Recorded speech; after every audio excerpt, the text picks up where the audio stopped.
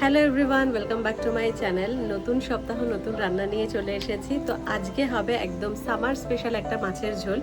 আজকে আমি বানাবো আলু ডাঁটা বড়ি দিয়ে চিংড়ি মাছের পাতলা ঝোল, যেটা কিন্তু খুবই কম মশলা দিয়ে হবে আর গরমের জন্য খুবই উপকারী।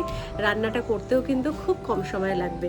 তো চলুন আজকের এই সুন্দর রান্নাটা কিভাবে করছি সেটা দেখে নেওয়া যাক। তো প্রথমেই আমি এইভাবে ডাঁটাটা ছাড়িয়ে নেব। তো এখানে ডাঁটা নিয়ে নিয়েছে, আলু আর বড়ি। ডাঁটা আর বড়িটা হচ্ছে আমার শ্বশুরবাড়ি থেকে এসেছে, তো ডাঁটাটা এইভাবে আমি ছাড়িয়ে নিচ্ছি। এর সাথে লাগবে হচ্ছে দুটো আলু। আলুগুলোকে আমি লম্বা লম্বা করে কেটে নেব। একটা আলু 4 পিস বা 6 পিস করলেই হবে, এইভাবে লম্বা করে কেটে নিতে হবে। এবার একটা মশলা তৈরি করে নেব। 1 চামচ জিরে, 1 চামচ রাঁধুনি আর দুটো শুকনো লঙ্কা ড্রাই রোস্ট করে নিয়ে জল দিয়ে পেস্ট করে নেব। এবার একটু সর্ষের তেল দিয়ে দিলাম, তার মধ্যে আমি চিংড়িগুলোকে ভেজে তুলে নেব। তো চিংড়িগুলো দিয়ে দিচ্ছি পরিমাণ মতো নুন আর হলুদ।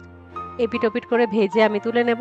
এবার ওই তেলের মধ্যেই আলুগুলোকেও আমি ভেজে তুলে নেব। দিয়ে দিচ্ছি পরিমাণ মতো নুন, একটু ঢাকাও দিয়ে দিতে পারেন। তো এই যে আলুটা ভাজা হয়ে গেছে, এটা আমি তুলে নিচ্ছি। এবার আমি বড়িগুলোকেও সেম ভাবে ভেজে তুলে নেব।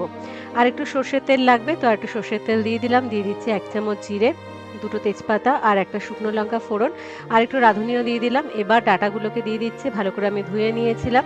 একটু নাড়াচাড়া করে নিচ্ছি। দিয়ে দিতে হবে পরিমাণ মতো নুন। এবার দিয়ে দিচ্ছি পরিমাণ মতো হলুদ। ভেজে রাখা আলুগুলোকে আমি অ্যাড করে দিচ্ছি, কারণ আলুগুলো পুরোপুরি সিদ্ধ হয়নি। তো এবার ডাঁটার সাথে এটাকে নাড়াচাড়া করে নিচ্ছি। বড়িগুলোকেও দিয়ে দিলাম। এবার সামান্য জল অ্যাড করতে পারেন, যাতে নিচে লেগে না যায়। একটু ঢাকা চাপাও দিয়ে দিতে পারেন, তাহলে কি ডাঁটা আর যে আলু সেটা সিদ্ধ হয়ে যাবে। এবার একটা টমেটো আমি কেটে দিয়ে দিলাম। এবার দিয়ে দেব গরম জল। দেখুন মশলা কিন্তু একেবারেই কিছু ব্যবহার করলাম না। এবার হচ্ছে দিয়ে দিচ্ছি পরিমাণ মতো নুন, আর যে মশলাটা তৈরি করে রেখেছিলাম, মানে ওই যে ড্রাই রোস্ট করে নিয়ে জল দিয়ে বেটে রেখেছিলাম, সেটা আমি দিয়ে দিচ্ছি। ব্যাস, আর কোনো মশলা কিন্তু লাগবে না। এবার ভেজে রাখা চিংড়িটা দিয়ে দিচ্ছি, আর লাস্টে হচ্ছে সর্ষে বাটা নিয়েছি, এটা জলের মধ্যে দিয়ে ছেঁকে নিয়ে তারপরেই দিতে হবে, আর কয়েকটা কাঁচা লঙ্কা। ব্যাস, আমাদের রান্নাটা আজকে একদম রেডি অ্যান্ড সার্ভ।